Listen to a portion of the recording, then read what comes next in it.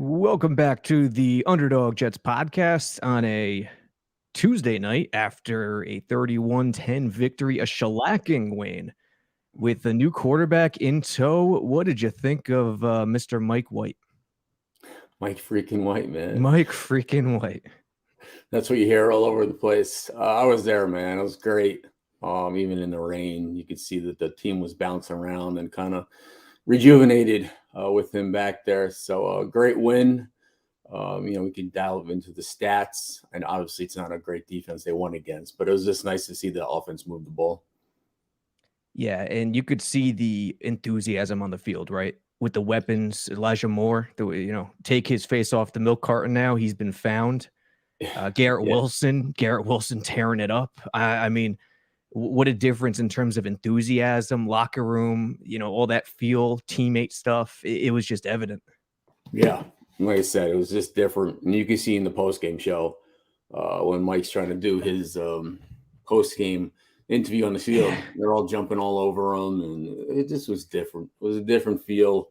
And some of the plays he meant, people are saying, "Oh, why didn't they have that offensive play calling with Zach?" To a certain extent, they did. They did. I don't think they dumbed it down at all. I just think he moved the pocket and made the throws that Zach hasn't been able to make. I just watched a short video of Chris Sims, who was very high on Zach Wilson coming into the draft, as I was too. And I still think he could have success in the NFL. It's just about the mind. He just has to get his mind right if possible, because you saw Mike White throw the ball with no fear. That second Garrett Wilson touchdown over in the middle, that big 54-yarder, just cleared the linebacker's hands. And he drilled that in there with no fear. You can't be afraid to turn the ball over. And I just think that's the biggest difference between these two quarterbacks right now. Yeah, no turnovers. There's definitely one. I'm not sure any other that he threw late and I thought could be picked. The safety came down on that, right? No, on the outside. Oh, on the outside? Which one was that? It was like the third option. He threw it. The corner broke on it, but he didn't get it. But at this point, just to put the points on the board allows the defense to not be like, wow, if we give up a touchdown, we're going to lose this game. If we give up 10 points, we're going to lose this game. So it takes the pressure off the defense, time possession-wise, but just like, hey, we gave up 3 points in New England, 6 points in loss, you know what I mean? The 3 points before the special teams. But, all around, it was a great day. Yeah, and the play calling has been the same, folks. It's not – I've been getting into a lot of fights this year about Mike LaFleur. I think LaFleur's been steady and great all year. Unfortunately, you just won't see it when the quarterback's not performing and the quarterback's overthinking everything. So worse defense for sure. Wilson had some bad luck playing those top defenses. He had a string of really good defenses, Belichick twice, Denver, Green Bay. But, hey, this team has arrived. You can't wait to make decisions. You can't lose the locker room. It doesn't mean you're dumping Zach Wilson altogether. And that's the main thing that the organization has to battle. Fans want to know what the future is, and they want to cling to that. And they just want to know who their guy is and go forward. Unfortunately, the organization can't do that. And the best decision right now they felt is Mike White. And he has all the opportunity in the world to take the job and let it be his. Yeah. Well, listen, nobody's going to want to admit that he was a bust. And you hear about bust, especially quarterbacks over the years, Jamarcus Russell and Ryan Leaf and guys like that. But Zach has done well. He's got a winning record this year and done some good things. So by no means is he a bust. I just don't think he's ready right now, NFL ready right now, physically, technically, and mentally in his mind right now. And Mike White comes in with nothing to lose, good technique, ball control. That's all you can ask for. The defense is going to keep you in pretty much every game. And if you can move the ball and keep the defense off the field a little, that's a winning formula right there. Comment by AC, Lavernius and Wayne are funny as hell together. What are you guys running a stand-up show over there on that podcast? I got to check this thing out. Yeah, we kind of fight a little bit, but it's people laugh that we fight with smiles on our faces. But Lavernius is very tough on the team. I am not. Actually, during the bye week, we did like a recap, and it was opposite. I know with Zach, he felt Zach deserved a chance, and I was Mike White, pro like Mike White. But this week he says they didn't beat nothing. They had a no-name defense. Their offense stunk. They had a third string quarterback. So he wasn't impressed. And I said I was, and we argued a little bit. But we have fun. Hey, I'm optimistic right now. Going to Minnesota, he thinks they're going to get smacked, and I think they're going to be in the game, and we'll see what happens. Yeah, I don't think they're going to get smacked. And I don't care who the defense was. That was impressive what Mike White did. I mean, first drive, right down the field. How about that route by Garrett Wilson to get open in the corner of the end zone? Yeah, he had a good day. He's showing, why he is a high draft pick, and hopes are so high for him. And just what he could do after the catch on that long touchdown. I thought he was the best pick in the draft, the best receiver in the draft, and he's showing it. Mike White, he just knows where to put it in the playmaker's hands. And the thing was interesting about Elijah Moore. A lot of times the backup quarterbacks spend more times with some of the backup receivers or the end of the first team reps. And I think that was what got, Mike and Elijah back on the same page, because they've been working a lot together over the year in practice. Yeah, so when tracking the game, they came out a lot of short design stuff, right down the field, boom, boom, boom. And eventually the next two series didn't work as well because Chicago started playing it more aggressively, started breaking on balls really quickly, really aggressively. And I think the play that loosened up Chicago's defense was that first Elijah Moore catch on that post when he had that guy trailing him. I'll see if I could pick it up, but it was a hell of a throw, and that throw took a lot of trust in Elijah Moore to complete. Yeah, like I said, it's there. It's not there with Zach and Elijah. It seems like Zach's always been favorable to Corey Davis right from the onset of his career. But Mike spread it around. Barrios got a little involved, and you spread it around like that, they can't key on anybody. Yeah, here it is, Wayne. Elijah Moore right here, the number 2. I mean, inside leverage, first of all. Then he's trailing on the inside hip. To throw this ball, that takes a lot of trust, but it was just a great route. Yeah, he little head fake on the guy covering him. He wadding the safety up there, but he came across his face. He didn't drift. If he drifted upfield, he's not going to get this. But right here, look at the leverage for the quarterback to throw this ball. But Mike White sees that far safety is back, so there's no threat of Elijah getting knocked out by that guy. Right. Yeah, I mean, just the trust Mike White shows here in Elijah Moore. I mean, this is the play that really loosened it up, I felt like. And the Bears couldn't play aggressive. And I feel like prior to Mike White, they couldn't get to this point where they made the defense pay for playing so unbalanced. The thing is also, just being there. I mean, I see the recap and the plays on social media, but the ball is right here. It's like here. There's no awkward position. Like, you can't run after the catch with a ball, below your knees or over your head. I mean, just he's hitting you with a situation where you could tuck it and run and be an athlete. And that's the difference from this week to last. There was a low ball placed really low and safe on a rollout too. I forget who it was. So people know, like, you see a low throw in there. We call it like a second base throw when you're trying to throw someone out of second base. You want it down there so you can just kind of go down and cradle it. And that's protection from the quarterback. So I don't always think that's a bad throw. I think it was Garrett Wilson's last catch. I'll check it out, but we'll get to the comments too.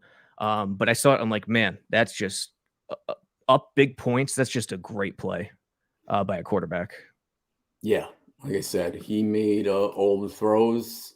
And they were there. He made the easy throws too, which is some trouble that Zach. I don't want to just dogpile on Zach, but just being there, it just felt different. It looked different, and there was a certain amount of confidence that the offense had that they haven't had. Yeah, here it is. I think this is it, where they're up big, 31-10. Garrett Wilson's last catch. Look where he throws it. I mean, Yeah. it's not as low as I thought, but still, guy trailing him, he's going to throw it a little lower than normal. Garrett Wilson has to go down. It's just a safe play. Anything high there is just danger, and you don't want it. Yeah, and he's catching it at first down depth. A Yep. lot of these times they've been saying, "Here's a 3-yard catch, get 8. Here's a 4-yard catch, get 10." Yep. It's nice to see them throw behind the sticks a little bit. And it makes the receiver's job a lot easier. Just knowing they have to get to the first down marker and don't have to do much else. Yep. Let's see here. CD says, Fearless Mike, has Mike White ever been hit yet like Zach? I'll tell you what, he steps him in the pocket. One thing I know he does is really climb the pocket when he has to. And that's something Zach's still trying to figure out. He climbed the pocket and he throws in the face of pressure. He throws in the face of pressure, but a couple times he helped the offensive lineman. He just kind of slid a little to the left and got the ball out of his hands. Didn't take any. What I like is the negative plays weren't like massive. Like Zach does that roll right. There's pressure, so he reverses field left, loses like 5 more yards. So you can get sacked. These are 10, 12-yard sacks. If you got to take a sack, you take it 3 or 4 yards and you live to fight another day. So the negative plays were very little, and they weren't big ones.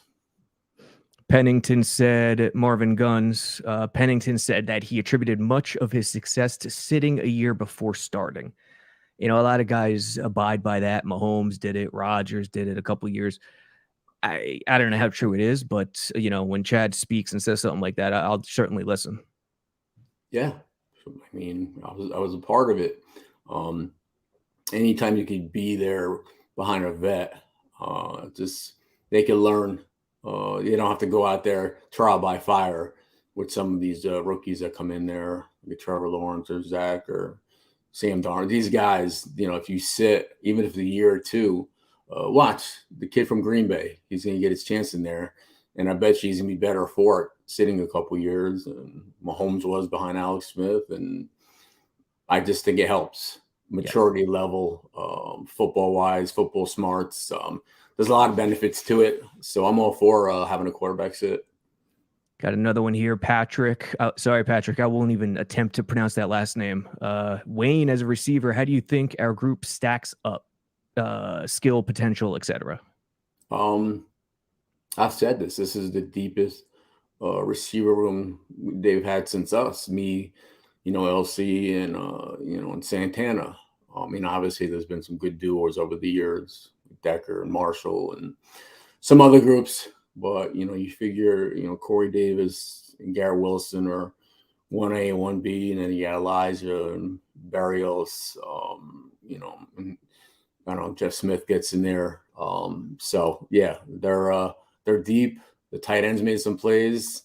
And just imagine if we had Brees Hall right now. Oh, yeah. Oh, and then we get this kid. Zonovan Knight, right? Knight, you know, Yeah. I'm like, look at this kid. And then, you know, and what James Robinson was a healthy scratch, right? He was a little banged up. Did he dress? I don't remember if he dressed now, but he was a little banged up. So they played a lot of Ty Johnson, a lot of Zonovan Knight, Michael Carter. It turns out it's a low ankle sprain, so it's not the high ankle sprain. He should be okay. But yeah, Zonovan Knight, he was impressive in August. Any show I hopped on and someone asked me who's an under the radar guy to watch for, I think I said on Asman's show, Zonovan Knight was always the guy. And I'm glad he made the practice squad because he showed something in August. Yeah, and Ty Johnson scored, right? Breaking tackles. So yeah, whenever, you know, defense can't key on someone and, you know, if they take them away, you're kind of in a bad spot. There's really no one to key on. There's no, like, you know, I guess Garrett is the most explosive who they can focus on. Yeah. But hey, at this point, they're going to stop the run game defenses and dare Mike White or Zach to beat them.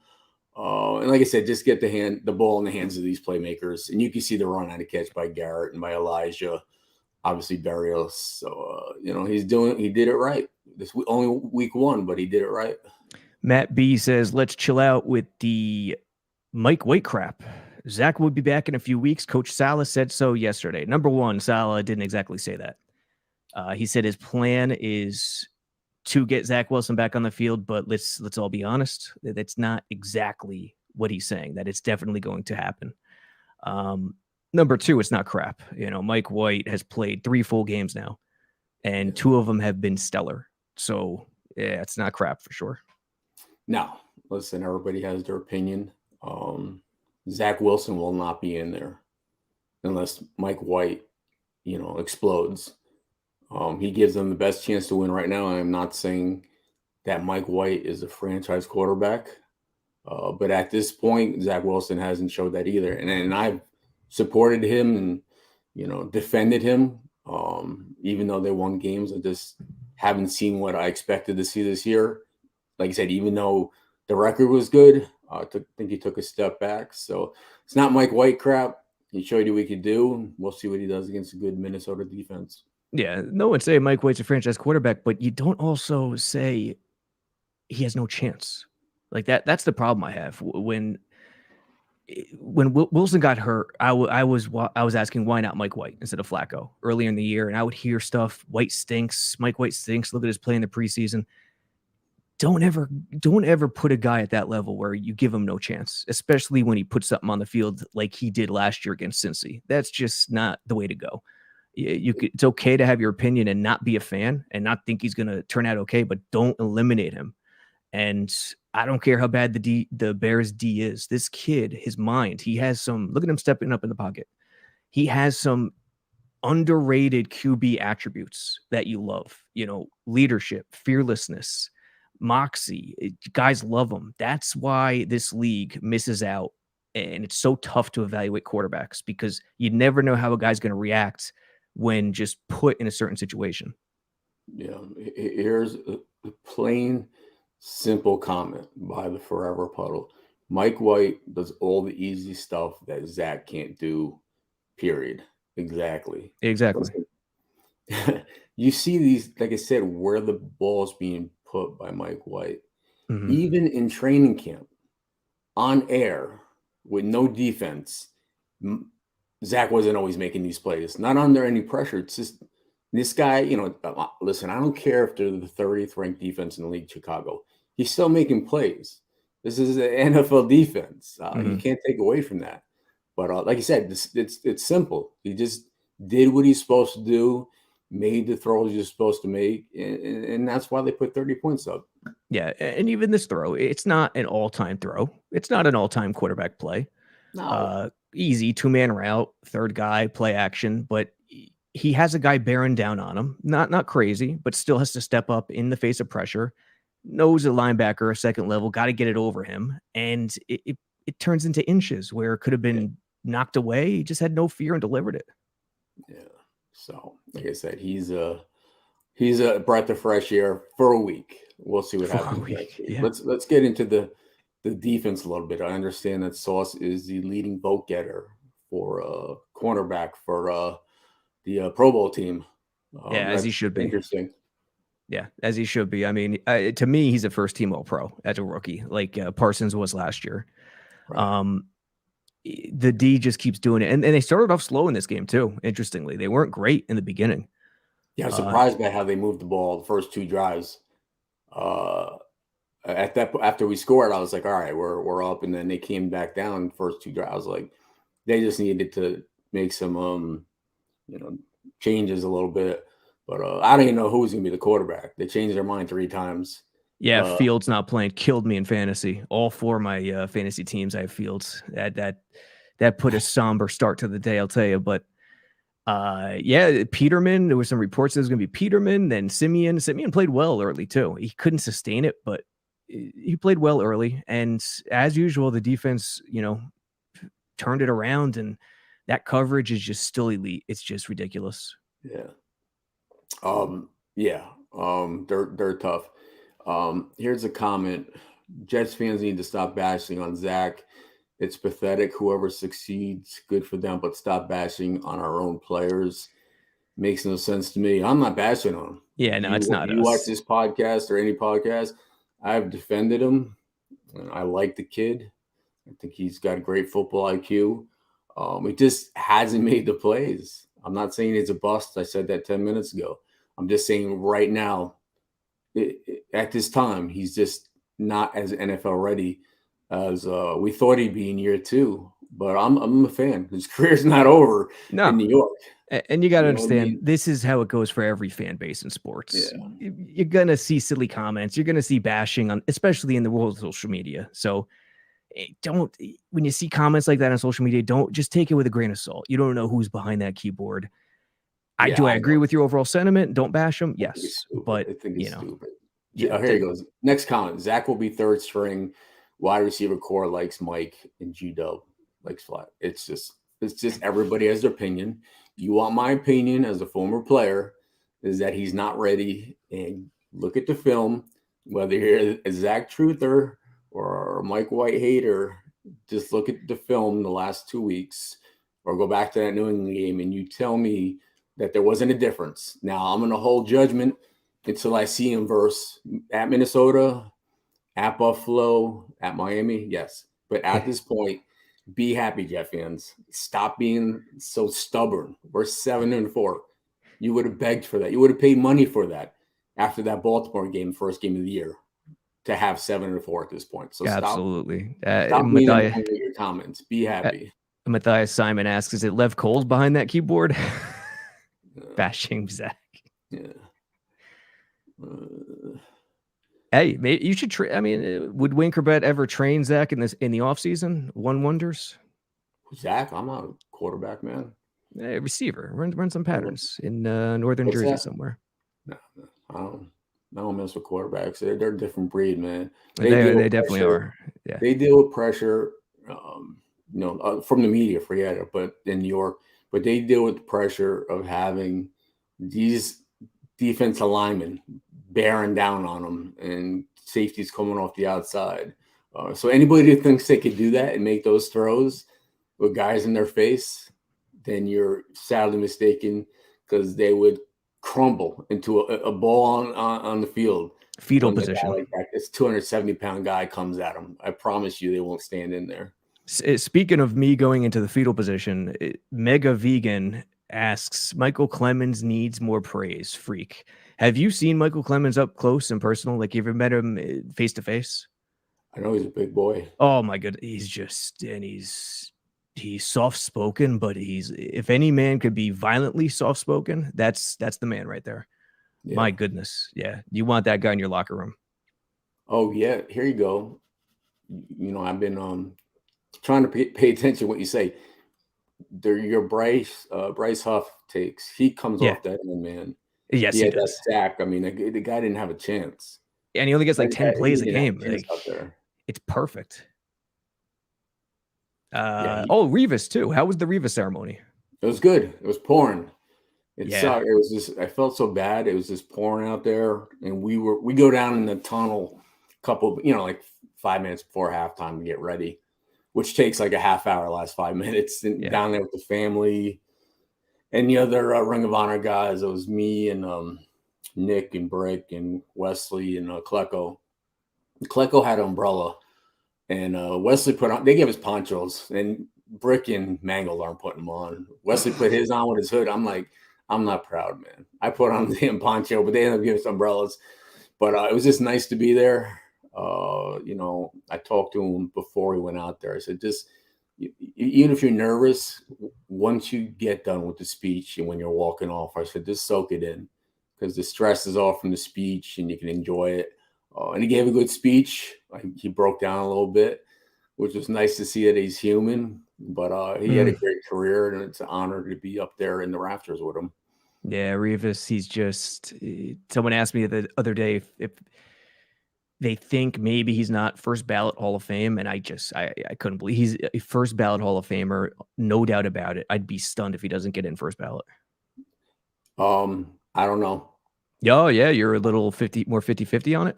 I don't know what the criteria is. I don't see many people making it first ballot. True. Obviously, Revis Island is a thing. It's for real. It does. Sometimes it does take time, but he's just one of those. It's just one of those guys where he was so dominant. And I know it was a shorter career, but so dominant within that time frame. And hey, good news for Jets fans. It seems like him and Klecko will both get in next summer. Yeah, I know Klecko. How long did he wait? Long time. Like 20 something yeah, years. it's So been that's a what long I'm time. saying. Not saying Koleka would have got in first ballot, but sometimes it takes a long time. I mean, who was it? Chris Carter or some of these guys had 1,000 catches, And right, and didn't then get he in right get away. in for 5 years. I mean, I don't know. It depends on the voters and what they see, but he will be in the very near future. It's true. It might not be first ballot. Yeah.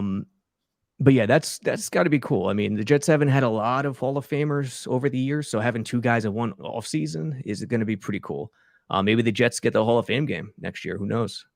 Yeah. I mean, that would make sense. There's going to be so many Jet fans in Canton. Mm-hmm. They should highly consider that. Just based on the fanfare, and I don't think we haven't had a Jets game there, right? I don't know. That's a good question. Yeah. Can we talk about the tackling? Is it a concern? No, I'm not worried about the tackling. There was some bad spots early against the Pats, but Stevenson is a load to bring down, and Montgomery is a load too. Man, Montgomery is really impressive in person, watching firsthand, so much more so than on TV. So I'm not too concerned about the tackling. Yeah. Listen, I was surprised at some of the broken tackles up in New England. I was at the game. And this past week, but then there's some tackles where I think the guy's going to bust out and get to first or make a big play. And it's a solo tackle in space. So they're making the plays they need to make. Sure, they could shore up their tackling, but they're making some big plays when you would think that the guys would get extra yards. Well, get your comments in. We're about to wrap it up, folks. Matthew Swalwicki, let's talk about the fact it's been 27 years since anyone other than Wayne has worn 80. I'm tired of pitching it to Woody. Literally zero Jets fans will ever recognize the number as anything but. Yeah, I mean, no one's worn 80. I think we know where this train is headed, to be honest. I don't know, dude. People ask me, what I think about it. I mean, like, it'd be insane. It'd be crazy. Just the dream, the story that's not believable would even be the next step. I don't expect it. It's kind of weird that they haven't given it up, so I don't know what they would do at this point. But certainly, I would think there should be other people have their number retired before me. But if they do it someday, I'll be, over the moon. I don't even know if I'd be able to talk at halftime. It would be it'd be insane. Listen, the man's being humble, folks, right now, Jets fans. You know exactly that's his move. That's what he would do. And a follow-up here, Chrebet, what do we need to finally get these cats to retire 80? Matthew, just keep doing what you're doing. Follow Wayne. Listen to what he has to say. He gives a lot of good takes. He's getting more involved. And I think, like I said, I know where this train is headed. And it's going to be a spot where Chrebet and all his fans, all the Jets fans are going to love. Yeah, like I said, it's crazy just getting in the Ring of Honor. Like I said, they haven't given it away. So actually, it's funny when Jamison Crowder got picked up by the Jets. Yeah, that was a just close happened call, to see the team roster, and it said number 80, Jamison Crowder. Yeah, I was like, wow. I was like, that's interesting because he was 80 with the Redskins. And then I said something. I was like, did you guys like? Oh no, that's just temporary. Like we would never give it away. I'm like, I don't know. Do what they can do. I appreciate the fans sticking up for me, and I've tried to stay involved with the Jets team on many levels. So grateful just to be part of the Jets organization for since 95, 27 years. It's crazy. Yep. Since that first day, the security guard wouldn't let you in the building. My guy, Harry Fisher. Harry Fisher, that's his name. That's right. All right, fans, use discount code 80 at jetsxfactor.com, JetX Mobile on the App Store. Use that discount code. Not only do you become a member, but you also get a free signed 8x10 picture, autographed picture by Wayne Chrebet. Check out a lot of stuff we're doing. Cool Your Jets podcast has a new episode out. I think it dropped yesterday. You could get it on iTunes, YouTube. Go to the site if you can't find anything. Everything's there in the menu. And the Jets 7-4, folks. The AFC East is loaded. The NFC East is loaded. This weekend is a huge one. Getting to 8-4 against Minnesota, a damn good team, really opens things up because they have a tough schedule. The Giants have the toughest schedule statistically the rest of the way, but the Jets aren't too far behind. So, Wayne, what are you thinking about Minnesota this weekend? Yeah, a tough one. But I remember seeing, the pregame stretching, the Miami guys like, we're 8-1. We're going to do this. We're going to do that. And Dallas beat them by 40. So you never know. They're going to have a tough time with that offense. But somebody made comments about how many likes we had and how many people. Yeah, hit the Yeah, like, like this video, folks. You're right. likes and Listen, comments. And I just was thinking, like, it's pretty much December. We got to do some giveaways, yeah, some Christmas giveaways. So keep alert for that on the Jets X Factor website because looking to give some stuff away. good call. We'll do giveaways. We'll do some contests. We're getting to the point where we're slowly bringing all the shows together in a way where it's going to work in unison with some more partners. So I've been busy with that, and stuff is going to happen soon. So stay in touch, listen to us, watch us on YouTube, Spotify, iTunes, whatever your preferred place is. And yeah, thanks for listening. Like that video, share that video. You gotta remind me, Wayne, to do this at the beginning of the video. That's the key. That's the veteran move right there. Well, the true fans hung around for 31 minutes, so They did. appreciate it. They did. All right. We'll catch you guys next week. Jets, Minnesota, Sunday, and we'll have another story to tell next week. Will Mike White fall to earth, or will he keep rolling with this train? We'll find out. We'll see you guys later.